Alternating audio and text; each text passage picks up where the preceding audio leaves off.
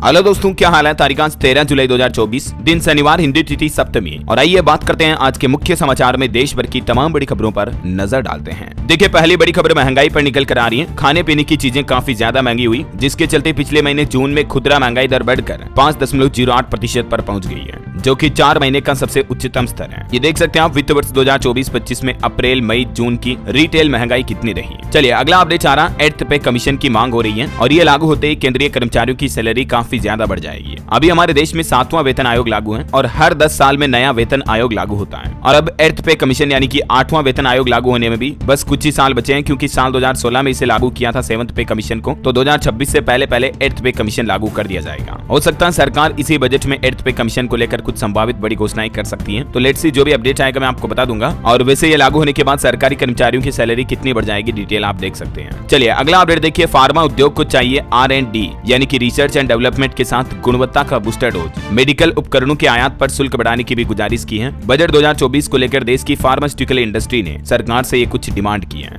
और tech news से खबर देखिए दोस्तों, अब पोस्ट पर आए रिप्लाई को भी आप डिसलाइक कर सकेंगे। ट्विटर यानी कि एक्स पर इस नए फीचर की टेस्टिंग की जा रही है। अच्छा, व्हाट्सएप में भी जल्दी आपको एक नया फीचर मिलेगा ट्रांसलेशन का। अब आपका चैटिंग करना और भी शानदार होगा, क्योंकि रन टाइम पर आप किसी भी मैसेज को ट्रांसलेट कर पाएंगे। ये फीचर गूगल की लाइव ट्रांसलेशन टेक्नोलॉजी को इस्तेमाल करेगा और ऑन डिवाइस प्रोसेसिंग पर मैसेज ट्रांसलेट करेगा। वहीं जोमेटो कंपनी भी अपने प्लेटफॉर्म पर एक नया फीचर पेश कर रही है। यूजर्स अब अपनी ऑर्डर हिस्ट्री से ऑर्डर को डिलीट कर पाएंगे, ताकि कोई ये पता ना कर पाएगा कि आपने जोमेटो से कब कब क्या क्या मंगाया। चलिए अगला अपडेट देखिए। जियो फाइनेंशियल को कोर इन्वेस्टमेंट कंपनी बनाने के लिए RBI यानी कि भारतीय रिजर्व बैंक की मंजूरी मिल चुकी है। और दोस्तों, अब ये मंजूरी मिलने के बाद आपको जियो फाइनेंशियल पर कई नई सर्विसेज मिलेगी, जैसे कि insurance broking, digital banking, UPI payment, loan service समेत कई सेवाओं का फायदा अब आप जियो फाइनेंशियल के जरिए ले पाएंगे, है ना। चलिए बड़ी अच्छी खबर है। फ्लाइट के सफर में अब आपका लगेज यानी कि सामान खोने का डर नहीं रहेगा, क्योंकि एयर इंडिया की तरफ से एक real time baggage tracking service शुरू की गई है, जिसकी मदद से पैसेंजर अपने मोबाइल ऐप से अपने सामान को लाइव ट्रैक कर पाएंगे। ये बैगेज ट्रैकिंग फीचर में आपको 3 तरह के फीचर मिलेंगे, देख सकते हैं इसके बारे में डिटेल भी। चलिए अगली बड़ी अच्छी खबर है। वायुसेना को पहला तेजस मार्क 1A 15 अगस्त तक मिल पाएगा। अमेरिकी कंपनी सितंबर-अक्टूबर से GE 404 इंजन की सप्लाई करेगी। इसमें एडवांस रडार और सेल्फ डिफेंस की क्षमता है। तो जल्दी हमारी इंडियन एयरफोर्स यानी कि भारतीय वायुसेना की ताकत और बढ़ेगी, है ना। और वैसे भारत के डिफेंस सेक्टर से जुड़ी एक और अच्छी खबर ये है कि डिफेंस PSU के लिए गुड न्यूज देखिए। DRDO के साथ मिलकर बनाएगी एस्ट्रा MK2 मिसाइल। 3000 करोड़ की होगी ये डील। सरकारी defence company Bharat dynamics limited और DRDO ने मिलकर ये समझौता किया। डिटेल आप देख सकते हैं। चलिए बड़ी खबर देखिए। उत्तर प्रदेश के हाथरस में जो भगदड़ मामला हुआ, उस पर सुप्रीम कोर्ट ने सुनवाई करने से इनकार कर दिया है। सुप्रीम कोर्ट में याचिका लगाई गई, लेकिन सुप्रीम कोर्ट ने कहा कि पहले हाई कोर्ट जाएं। याचिका में जांच कमेटी की मांग भी की गई थी। और वहीं देखिए, सुप्रीम कोर्ट ने एक और आदेश सुनाया, कहा कि केवल संदेह के आधार पर किसी को भी नागरिकता साबित करने के लिए नहीं कहा जा सकता है। एक ऐसे ही केस की सुनवाई करते हुए सुप्रीम कोर्ट की तरफ से ये महत्वपूर्ण फैसला सुनाया गया। चलिए खबर है, नीट केस में आरोपी गंगाधर कुंडे को जमानत मिली। CBI ने एक जैसे नाम की वजह से गलत व्यक्ति को पकड़ लिया था, ये कहना अब CBI का। वैसे आपको पता होगा, नीट मामले पर भी अब अगली सुनवाई 18 जुलाई को होगी। तो देखते हैं सुप्रीम कोर्ट में क्या अपडेट आता है। और दोस्तों, नीट के बाद जो UGC नेट का एग्जाम कैंसिल किया गया था ना, तो उस पर भी अब CBI की जांच में खुलासा हुआ है कि UGC नेट एग्जाम के फेक क्वेश्चन पेपर इंटरनेट पर वायरल हुए थे। यही वजह है कि सरकार ने इस परीक्षा को कैंसिल किया। मतलब ओरिजिनल पेपर तो वायरल नहीं हुआ था, लेकिन उसके नाम से फेक क्वेश्चन पेपर वायरल हो गए थे, ऐसा, है ना। और अगली बड़ी खबर देखिए। नोटों का लेन देन करते समय सावधान रहें, क्योंकि देखिए घर में प्लांट लगाकर छाप रहा था धड़ल्ले से नकली नोट। गिरफ्तार हो गया। पूरे राजस्थान में ये सप्लाई करता था। सोशल मीडिया पर चैनल बनाकर युवाओं को जोड़ा था। ये मामला सामने आया राजस्थान के जोधपुर का। यहाँ की सरदारपुरा पुलिस ने नकली नोट छापने वाले को पंजाब के पटियाला से गिरफ्तार किया है। आरोपी ने घर पर ही प्लांट बना रखा था पूरा,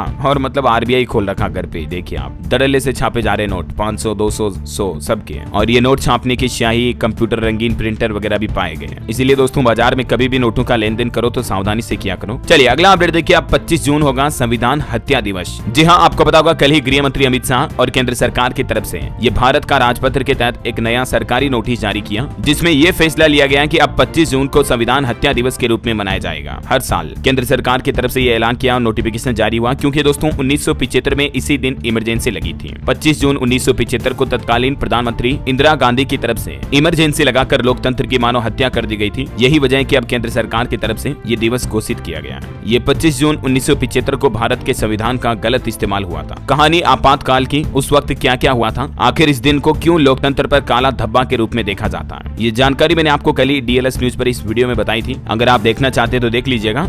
और इस घोषणा के मौके पर पीएम मोदी बोले कि संविधान हत्या दिवस ये याद दिलाएगा कि जब संविधान को रौंदा गया तो क्या हुआ था। हालांकि केंद्र सरकार के इस फैसले पर विपक्ष भड़क गया। विपक्ष यानी कांग्रेस और सपा बसपा ने कहा कि 10 सालों से सरकार हर दिन मना रही संविधान की हत्या दिवस। बहरहाल अगली बड़ी खबर देखिए दोस्तों, बॉलीवुड एक्टर अक्षय कुमार कोरोना संक्रमित हो गए हैं। यही वजह है कि वो अनंत अंबानी और राधिका मर्चेंट की शादी में भी नहीं गए। एक्टर ने अभी खुद को आइसोलेट कर लिया है। भले ही हमारे देश में अब कोरोना धीरे धीरे खत्म होने की कगार पर है, लेकिन मीडिया रिपोर्ट्स के मुताबिक अक्षय कुमार अब कोविड पॉजिटिव पाए गए। हम जल्द उनके स्वस्थ होने की कामना करते हैं। और अनंत राधिका की शादी भी कंप्लीट हो चुकी है। दोनों ने एक दूसरे को वरमाला पहनाई। दुल्हन ने खास अंदाज में एंट्री ली। इस शादी में एकनाथ शिंदे, ममता बनर्जी, अखिलेश यादव, फडणवीस और लालू यादव समेत कई राजनेता भी पहुंचे और बॉलीवुड एक्टर एक्ट्रेस ने भी जमकर डांस किया, शादी को पूरा एंजॉय किया। मैनी मैनी कांग्रेस अनंत राधिका को हमारी तरफ से भी। अनंत राधिका ने एक दूसरे को जयमाला पहनाई और 7 फेरे लिए। अंबानी का परिवार कुछ शाही अंदाज में नजर आया, ये देख सकते हैं आप इनके ड्रेसअप और लुकअप भी। और दोस्तों अनंत राधिका की शादी पर वर्ल्ड मीडिया ने भी क्या रिएक्शन दिया, देखिए। न्यूयॉर्क टाइम्स ने लिखा कि राजा महाराजाओं का दौर वापस लाए अंबानी, और द गार्जियन ने कहा कि तमाशे में खर्च कर डाले 5000 करोड़ रुपए। मीडिया रिपोर्ट्स की माने दोस्तों तो इस शादी पर तकरीबन 5 से 6000 करोड़ रुपए खर्च किए गए हैं और ये अब तक की सबसे महंगी शादियों में से एक बन चुकी है। चलिए अगला अपडेट देखिए, मोबाइल फोन लॉन्चिंग पर खबर है। ओप्पो रेनो 12 स्मार्टफोन सीरीज 32,999 की कीमत पर लॉन्च हुई। इसमें आपको ये खास फीचर मिलेंगे। और वहीं देखिए बड़ी खबर, जिरोदा के टेक्निकल ग्लिच से एक यूजर को 10 लाख रुपए का नुकसान हुआ तो कंपनी ने 48 घंटे में रिफंड किया अमाउंट। यूजर को 8 जुलाई को ये लॉस हुआ था। आपको पता होगा जिरोदा एक स्टॉक ब्रोकिंग कंपनी है जिस पर FNO ट्रेडिंग के दौरान इस यूजर को ये टेक्निकल ग्लिच की वजह से लॉस हुआ, लेकिन कंपनी ने वापस रिफंड जारी कर दिया है। चलिए खबर है, जज को अब सर कहेंगे इलाहाबाद हाईकोर्ट के वकील। जी हाँ, यूपी इलाहाबाद बार एसोसिएशन की तरफ से माई लॉर्ड और योर लॉर्डशिप न बोलने के प्रस्ताव को पास कर दिया गया है। आपको पता होगा यूपी हाईकोर्ट में बार एसोसिएशन के वकील पिछले 2 दिनों से अपनी मांगों को लेकर हड़ताल कर रहे हैं, लेकिन इसी बीच एसोसिएशन ने जजों को अब सर बोलने का प्रस्ताव पास कर लिया है। तो अब हाईकोर्ट के वकीलों का कार्य बहिष्कार भी स्थगित हुआ, अब वापस वो काम पर लौट पाएंगे। चलिए अगला अपडेट देखिए, कृषि भूमि पर लगे लाखों पेड़ों के नुकसान पर केंद्र सरकार और 3 राज्य सरकारों को NGT यानी कि नेशनल ग्रीन ट्रिब्यूनल की तरफ से नोटिस भी जारी किया गया है। भारत सरकार के अलावा महाराष्ट्र, तेलंगाना और मध्य प्रदेश सरकारों को यह नोटिस जारी हुआ है। और इंडियन रेलवे की एक अच्छी पहल देखिए दोस्तों, अब सभी का मुफ्त इलाज करवाएगा भारतीय रेलवे, चाहे आप रेल यात्रा करते हो या नहीं। जी हाँ, रेलवे की तरफ से एक खास नियम की जानकारी दी गई है और कहा कि ट्रेन या रेलवे स्टेशन यहाँ तक कि स्टेशन परिसर के आसपास कहीं भी किसी भी व्यक्ति, महिला, पुरुष के साथ कोई हादसा हो जाता है तो अब इलाज की जिम्मेदारी भारतीय रेलवे की होगी और रेलवे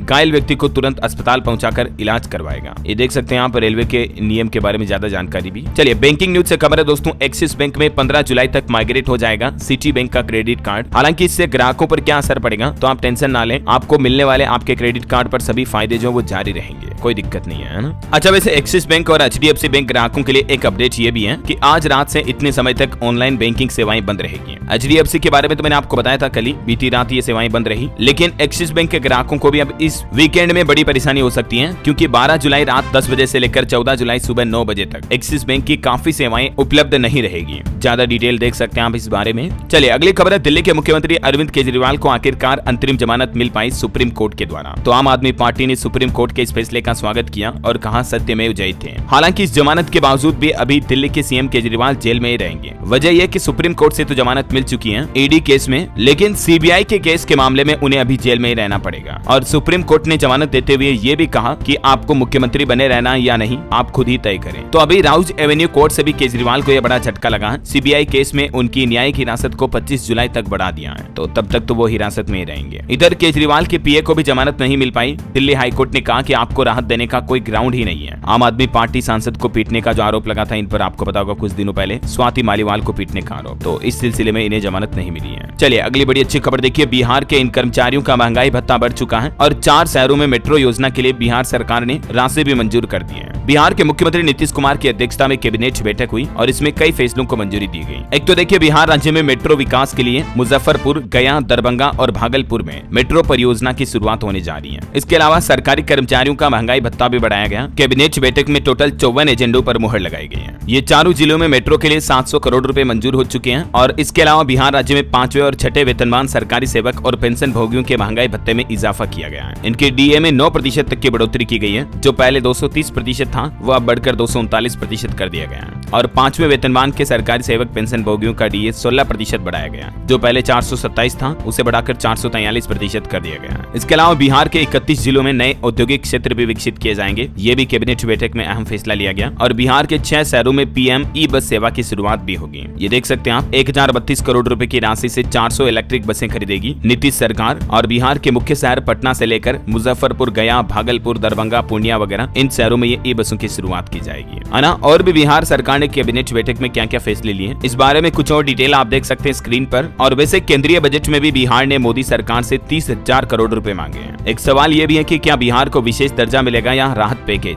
ये तो बजट में केंद्र सरकार क्या फैसला लेती है वक्त ही बताएगा। 23 जुलाई को पता चल जाएगा। और फिलहाल देखिए खेल समाचार पर खबर है दोस्तों, भारत और पाकिस्तान के बीच इस दिन खेला जाएगा महामुकाबला। दर्शकों को स्टेडियम में मिलेगी फ्री एंट्री। जी हाँ, भारत पाकिस्तान के बीच महिला एशिया कप का मुकाबला 19 जुलाई को शुरू होगा और ये मुकाबला श्रीलंका में खेला जाएगा। सबसे अच्छी खास बात यह कि स्टेडियम में फैंस के लिए सारी एंट्री बिल्कुल फ्री होगी। चलिए रेलवे से एक और अपडेट आ रहा, महाकाल भक्तों के लिए खुशखबरी, सावन महीने में उज्जैन के लिए चलेगी स्पेशल ट्रेन, सभी को कंफर्म सीट मिल पाएगी। और खबर है जॉब की टेंशन अब नहीं रहेगी। छत्तीसगढ़ के इस मोबाइल ऐप से मिलेगा सरकारी और प्राइवेट सेक्टर की सभी रोजगार की जानकारी। दरअसल छत्तीसगढ़ राज्य सरकार की तरफ से ये नया मोबाइल ऐप लॉन्च किया गया। इसका नाम है छत्तीसगढ़ रोजगार ऐप। एंड्रॉइड और iOS दोनों के लिए अवेलेबल है। इस ऐप पर या इस ऑफिशियल पोर्टल पर जाकर आप ऐप डाउनलोड कर सकते हैं, जिस पर आपको सारी गवर्नमेंट प्राइवेट जॉब्स के बारे में डिटेल मिल पाएगी, है ना। और वहीं देखिए ऑयल गैस इंपोर्ट को लेकर हमारे देश के केंद्रीय मंत्री का कहना है कि तेल और गैस के क्षेत्र में 100 अरब डॉलर का निवेश करना संभव है। केंद्रीय मंत्री हरदीप सिंह पुरी बोले कि तेल आयात पर निर्भरता घटाने की जरूरत है अभी हमारे भारत में। वहीं भारत के विकास दर जीडीपी को लेकर भी एक अच्छी रिपोर्ट देखिए आप। आने वाले कई सालों तक 7% की रफ्तार से बढ़ेगी भारत की इकोनॉमी अर्थव्यवस्था। नीति आयोग के अरविंद वीरमानी की तरफ से यह दावा किया गया है। और वहीं एक अच्छी खबर ये देखिए, भारत ने चीन को छोड़ा पीछे। 2 देशों की जीडीपी से ज्यादा तो भारत का एक ही बिजनेस बन चुका है और वो सेक्टर है दोस्तों रियल एस्टेट के सेक्टर में। भारत अब चीन से भी आगे निकल गया है। रियल एस्टेट सेक्टर की कुल मार्केट वैल्यू ओमान और श्रीलंका की संयुक्त जीडीपी से भी ज्यादा है अभी हमारे भारत में। 1 अरब डॉलर के भी पार पहुंच चुकी है। और सरकार की तरफ से व्यापारियों को भी राहत दी गई। GSTR 1A अधिसूचित बिक्री रिटर्न फॉर्म भरने से पहले अब इसमें संशोधन यानी कि बदलाव भी कर पाएंगे, जिससे कि अब टैक्स भरते दौरान गड़बड़ियां कम होगी, है ना। चलिए खबर है, लंबे विरोध के बाद आखिरकार MP इंदौर में नाइट कल्चर अब बंद हुआ, नहीं खुल सकेंगे रात भर बाजार। और एक अच्छी खबर है, महिलाओं के लिए छत्तीसगढ़ सरकार ने मितानिनू बहनों को बड़ी सौगात दी है। उनके खाते में 90 करोड़ रुपए ट्रांसफर किए हैं और इस मौके पर मुख्यमंत्री ने यह भी वादा किया कि हर महीने उनके बैंक खाते में यह राशि भेजी जाएगी। चलिए खबर है, उत्तराखंड राज्य के नाम एक और नया कीर्तिमान हासिल हुआ। SDG 2023-24 लिस्ट में देश में नंबर 1 स्टेट बन चुका उत्तराखंड राज्य है। नीति आयोग की तरफ से ये रिपोर्ट जारी की गई। इस मौके पर सीएम पुष्कर सिंह धामी ने प्रदेशवासियों को बधाई भी दी। चलिए बड़ी खबर है दोस्तों, अभी बरसात के सीजन में आई फ्लू के केस काफी ज्यादा बढ़ने लगे हैं। दिल्ली के अस्पतालों की तरफ से एक एडवाइजरी भी जारी की गई। इसके लक्षण और बचाव के उपाय भी बताए गए। तो ये आई फ्लू के सबसे पहले तो देख लीजिए आप लक्षण क्या क्या है। आंखों में खुजली होना, लालिमा छाना वगैरह वगैरह, ठीक है। और इनसे बचाव के लिए आप इन कुछ टिप्स को जरूर फॉलो करें। चलिए खबर देखिए, महिलाओं के लिए पुलिस की तरफ से एक हेल्पलाइन नंबर जारी किया गया। कॉल लगाते ही बदमाश भाग खड़े होंगे। महिला सुरक्षा को देखते हुए बिहार मुजफ्फरपुर पुलिस की तरफ से ये नई पहल की गई है। ये महिला सुरक्षा नंबर भी आप देख सकते हैं स्क्रीन पर। चलिए सरकारी कर्मचारियों के लिए एक और अच्छी खबर है, हजारों कर्मचारियों को सरकार ने तोहफा दिया है। अब मिलेगा एक्स्ट्रा वीकली ऑफ। जी हाँ, ये फैसला लिया गया दोस्तों सिक्किम सरकार की ओर से। इस संबंध में एक सर्कुलर जारी किया गया। ड्यूटी हावर को लेकर सख्त निर्देश दिए और कहा कि अब सिक्किम में अपने स्टाफ को महीने के हर दूसरे और चौथे शनिवार को वीकली ऑफ देने का फैसला किया है। सिक्किम सरकार ने सरकारी कर्मचारियों के हितों को ध्यान में रखते हुए ये बड़ा फैसला लिया। मतलब जैसे बैंक एम्प्लॉयज की छुट्टी होती है ना, वैसे अब दूसरे सभी सरकारी कर्मचारियों को भी ये छुट्टी का फायदा मिलेगा। 2nd 4th सैटरडे, है ना। वैसे सरकारी कर्मचारियों को लेकर एक फैसला असम राज्य सरकार ने भी लिया था। कल ही मैंने आपको बताया, असम में अब कर्मचारियों को माता पिता, सास ससुर के साथ में समय बिताने के लिए अतिरिक्त छुट्टियां दी जाएगी। चलिए अगली खबर देखिए, मध्य प्रदेश सरकार का बड़ा ऐलान। मुख्यमंत्री आवास योजना के तहत लिए गए बैंक लोन माफ किए जाएंगे। MP की मोहन यादव सरकार की तरफ से ये शानदार तोहफा दिया गया। CM आवास योजना के अंतर्गत जिन हितग्राहियों ने बैंकों से ऋण ले रखा है उनका पूरा ऋण माफ किया जाएगा। पूरा कंप्लीट लोन 0 हो गया है। अच्छा, बिजली बिल को लेकर भी एक अच्छी खबर आनी। देखिए झारखंड की हेमंत सोरेन सरकार का बड़ा ऐलान। 41 लाख से ज्यादा उपभोक्ताओं को मिलेगा 200 यूनिट तक बिजली फ्री का फायदा। हालांकि इसके लिए एक नियम और शर्त भी रखी गई है। इस योजना का फायदा उन्हीं लोगों को मिलेगा जिनके अधिकतम 400 यूनिट तक बिजली हर महीने खपत होती है, ठीक है। तो उनके लिए 200 यूनिट बिल्कुल फ्री रहेगी। चलिए दोस्तों कुछ हेडलाइंस न्यूज सुर्खियां देख लेते हैं फटाफट से। देखिए प्रधानमंत्री नरेंद्र मोदी आज 13 जुलाई को मुंबई जाएंगे। 29,400 करोड़ से ज्यादा की परियोजनाओं की सौगात देंगे। और बड़ी अच्छी खबर है, देश भर के मेडिकल कॉलेजों में स्थापित होंगे तंबाकू निषेध केंद्र। NMC नेशनल मेडिकल कमीशन की तरफ से इस संबंध में निर्देश भी जारी किया गया। डिटेल आप देख सकते हैं। वहीं देखिए अच्छी खबर, भारत भूटान के बीच जलवायु परिवर्तन, नवीकरणीय ऊर्जा स्रोत और वन्य जीवन पर द्विपक्षीय बैठक का आयोजन हुआ। और खबर है अमरनाथ यात्रा में शामिल होने के लिए 4,400 से ज्यादा श्रद्धालुओं का 15वां जत्था जम्मू कश्मीर से रवाना हुआ। वहीं दिव्यांगों के लिए एक अच्छी खबर आ रही, झारखंड राज्य में स्थापित होगी स्पेशल दिव्यांग विद्यार्थियों के लिए यूनिवर्सिटी, जहां सिर्फ दिव्यांग स्टूडेंट ही पढ़ाई कर पाएंगे, है ना। और खबर है भारत कतर संयुक्त कार्य समूह की बैठक में दोनों देशों के बीच ट्रेड प्रमोशन को सुगम बनाने पर भी सहमति बनी। ऑटो इंडस्ट्री से एक रिपोर्ट आ रही, देश में जून महीने में 3% तक बढ़ी यात्री वाहनों की थोक बिक्री। वहीं देखिए उत्तर प्रदेश के मुख्यमंत्री योगी आदित्यनाथ ने यूपी आम महोत्सव 2024 में भाग लिया। जापान को भेजा गया 15 टन आम भी। और ऑनलाइन जेम पोर्टल जो कि सरकारी पोर्टल है, इस पर रिपोर्ट आ रही कि government e market place GeM से खरीद 1.25 लाख करोड़ रुपए के पार हो चुकी है। और ये दुनिया का सबसे बड़ा मंच बन जाएगा जल्द ही, जिसके जरिए आप ऑनलाइन शॉपिंग वगैरह भी कर सकते हैं, है ना। चलिए अगली खबर आ रही कि सतत विकास लक्ष्य हासिल करने में उत्तराखंड व केरल राज्य सबसे आगे हैं, बिहार सबसे पीछे हैं। लेकिन इस असमानता को दूर करने और पौष्टिक भोजन देने में सरकार कोई खास बेहतर प्रदर्शन नहीं कर पाई। देश में गरीबी दूर करने के मामले को लेकर ये रिपोर्ट प्रकाशित की गई है। एसडीजी की ताजा रिपोर्ट में और क्या बातें कही गई हैं, देख सकते हैं आप डिटेल। और कुछ करंट अफेयर्स देखिए। GIFT गिफ्ट सिटी में विदेशी मुद्रा खाता खोलने की अनुमति दी भारतीय रिजर्व बैंक RBI की तरफ से। पंजाब नेशनल बैंक ने इंटरनेट और मोबाइल बैंकिंग सुरक्षा बढ़ाने के लिए लॉन्च किया सेफ्टी रिंग। ये एक नया सिक्योरिटी फीचर है जो आपको PNB की नेट बैंकिंग में मिलेगा, है ना। और वहीं देखिए कोटक महिंद्रा म्यूचुअल फंड ने लॉन्च किया BSE PSU इंडेक्स फंड भी। देश के रक्षा राज्य मंत्री संजय सेठ ने GRSE में लॉन्च किया गेंस 2024। और खबर है लंदन में IMO परिषद सत्र में भारत ने वैश्विक समुद्री चर्चा का नेतृत्व किया। DRDO ने निजी क्षेत्र के लिए 7 नई परियोजनाओं को भी मंजूरी दी। इससे हमारे देश में स्टार्टअप्स को बढ़ावा मिलेगा। और वहीं देखिए दोस्तों WHO यानी कि वर्ल्ड हेल्थ ऑर्गेनाइजेशन ने चिकित्सा उपकरण की जानकारी के लिए मीडेव IS करके एक नया प्लेटफॉर्म लॉन्च किया, जिस पर आप मेडिकल से जुड़े इक्विपमेंट की डिटेल देख पाएंगे, है ना। और वहीं देखिए भारतीय बैडमिंटन खिलाड़ियों ने तीसरे BWF Saint Denis Reunion Open 2024 में जीत हासिल की। खबर है बागवानी में प्रतिष्ठित कृषि नेतृत्व पुरस्कार 2024 हेतु सर्वश्रेष्ठ राज्य के रूप में चुना गया नागालैंड। और देखिए पूमा ने पेरिस ओलंपिक 2024 के लिए भारतीय ओलंपिक संघ के साथ एक साझेदारी भी की है। बांग्लादेश कोलंबो सुरक्षा सम्मेलन का 5वां सदस्य बन चुका है। और इधर यूनेस्को ने भी घोषित किए 11 नए बायोस्फीयर रिजर्व पार्क भी। बहरहाल अभी तो अपन कुछ और महत्वपूर्ण और काम की खबरें देखेंगे दोस्तों, लेकिन फिलहाल वक्त हो चला आज के मौसम समाचार जानने का। और हाँ, साथ ही आपको एक बात बता दूं, अगर आप DLS न्यूज चैनल पर पहली बार आए हैं तो चैनल को सब्सक्राइब करके बेल आइकन जरूर दबा दीजिएगा, ताकि आपको डेली ताजा खबरें, सरकारी योजनाओं की जानकारी, नए नियम, बड़े फैसले सबसे पहले आपके मोबाइल पर मिलते रहेंगे। ठीक है, और बाकी आपका मन करे, दिल करे तो लाइक भी कर दीजिएगा, लेकिन सब्सक्राइब जरूर कर लेना। चलिए मौसम में आगे बढ़ते हैं। देखिए आप, बाढ़ और बारिश की वजह से देश के कई इलाकों में तबाही सी मची हुई है। उत्तर प्रदेश में सबसे ज्यादा 800 गांव डूब गए। अब उत्तराखंड के नैनीताल में भी लैंडस्लाइड हुआ। यूपी के तो हालात देखिए, आज भी 35 जिलों में भारी बारिश का अलर्ट है। लखनऊ, वाराणसी में भी होगी झमाझम बरसात। और उत्तर प्रदेश में बाढ़ के वजह से दोस्तों 800 से ज्यादा गांव डूब चुके हैं, लिटरली।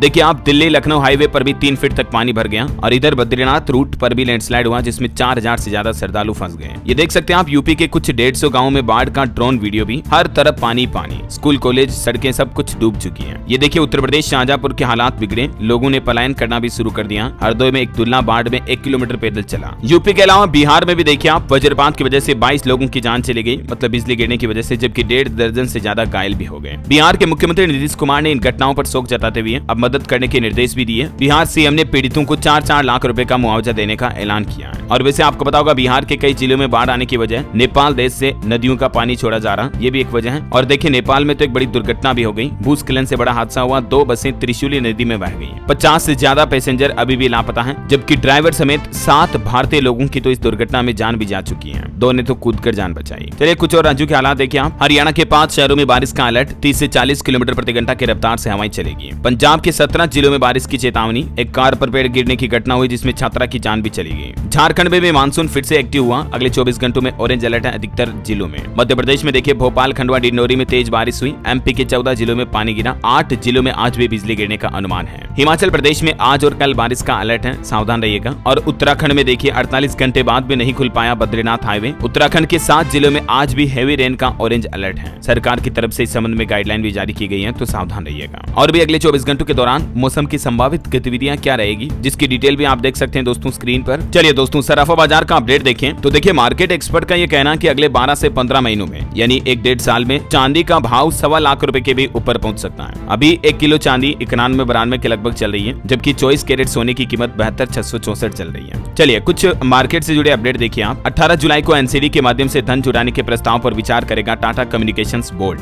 वहीं टाटा पावर ने उड़ीसा राज्य में नेटवर्क विस्तार और अपग्रेड करने के लिए 4200 करोड़ रुपए का निवेश किया। खबर है जोमेटो के भी शेयर नए हाई रिकॉर्ड पर पहुंच चुके हैं। तीसरी तिमाही के नतीजों से पहले जोमेटो की स्टॉक की जमकर खरीदारी देखी जा रही है। और देखिए FY25 की पहली तिमाही में HCL टेक का मुनाफा भी 20% तक बढ़ा। प्रति शेयर 12 रुपए का डिविडेंड भी देगी ये कंपनी। और देखिए सेंसेक्स ने 80,893 और निफ्टी ने 24,592 का नया हाई रिकॉर्ड बनाया। मजबूत नतीजों के बाद TCS के स्टॉक में 7% तक की बढ़ोतरी दर्ज हुई है। चलिए अगला अपडेट देखिए। अब इस राज्य में स्कूलों के आसपास नहीं बिकेंगे रेड बुल और स्ट्रिंग जैसे कोल्ड ड्रिंक्स। सरकार ये बड़ा फैसला लेने जा रही है। महाराष्ट्र सरकार की तरफ से ऐसा सख्त कदम उठाया जाएगा। जल्दी आसपास के दायरे में ये एनर्जी ड्रिंक्स नहीं बिक पाएगी, है ना, 500 मीटर तक के दायरे में। वही देखिए महाराष्ट्र में विधान परिषद चुनाव में एनडीए के सभी 9 उम्मीदवारों की जीत हुई। कांग्रेस के एक प्रत्याशी को विजय मिली और बाकी महाराष्ट्र एमएलसी चुनाव में एनडीए 11 में से 9 सीटें जीत गई। इंडी गठबंधन के टोटल 2 कैंडिडेट जीते। वही देखिए कुछ और पॉलिटिकल माहौल के अपडेट। राहुल गांधी स्मृति ईरानी के बचाव में आए। उन्होंने कहा कि उनके खिलाफ अपमानजनक भाषा का इस्तेमाल करना ठीक नहीं है। बंगला खाली करने के मामले पर जो उन्हें ट्रोल किया जा रहा, तो राहुल गांधी बोले कि हार जीत तो चलती रहती है, स्मृति ईरानी के खिलाफ अपमानजनक भाषा का इस्तेमाल ना करें। वही हमारे देश के परिवहन मंत्री नितिन गडकरी का भी कहना कि जो करेगा जात की बात कसकर मारूंगा लात। मेरे निर्वाचन क्षेत्र में 40% मुसलमान हैं। उनसे कहा कि किसी को वोट देने से पहले जरूर सोचें। इधर कांग्रेस अध्यक्ष मल्लिकार्जुन खड़गे का कहना कि देश के मूल आर्थिक मुद्दों पर भी गौर करें प्रधानमंत्री नरेंद्र मोदी। अर्थव्यवस्था से खिलवाड़ करना बंद होना चाहिए। वही दोस्तों हरियाणा के लिए भी चुनाव से पहले नायब सरकार ने अनमोल तोहफा दिया। शहरी और ग्रामीण विकास के लिए 2400 करोड़ रुपए खर्च किए जाएंगे। आगे मैं आपको बताऊंगा हरियाणा सरकार की ये पूरी जानकारी विस्तार से। फिलहाल देखिए हमारे पड़ोसी देश नेपाल में भी जो अभी तक प्रधानमंत्री थे पुष्प कमल दहल, वो अब हट चुके हैं क्योंकि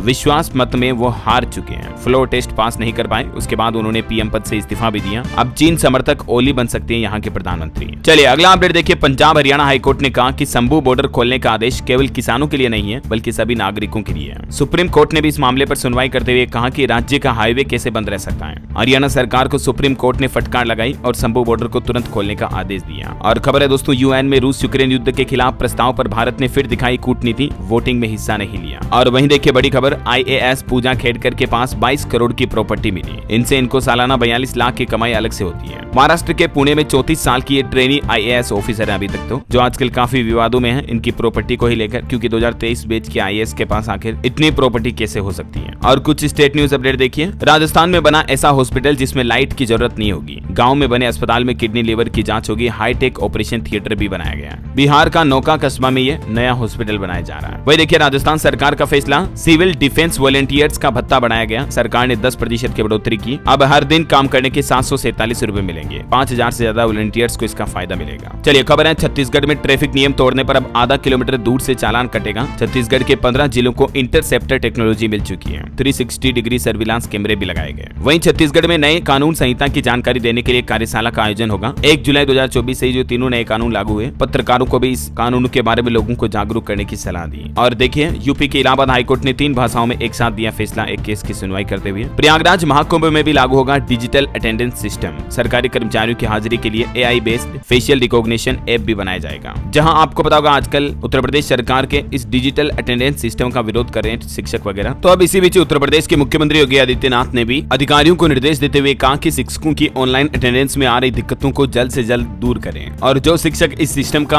आदेश का पालन नहीं करेंगे उनकी सैलरी रोकने के निर्देश भी दिए हैं। और वही खबर है दोस्तों, गौतम बुद्ध नगर की थीम पर बनेगा नोएडा का बुद्ध पार्क। 32 एकड़ में इसे विकसित किया जाएगा। यूपी के गाँव में 10,000 पशु सखियों को ट्रेनिंग दिलाएगी योगी सरकार। 60,000 रुपए तक की होगी कमाई भी।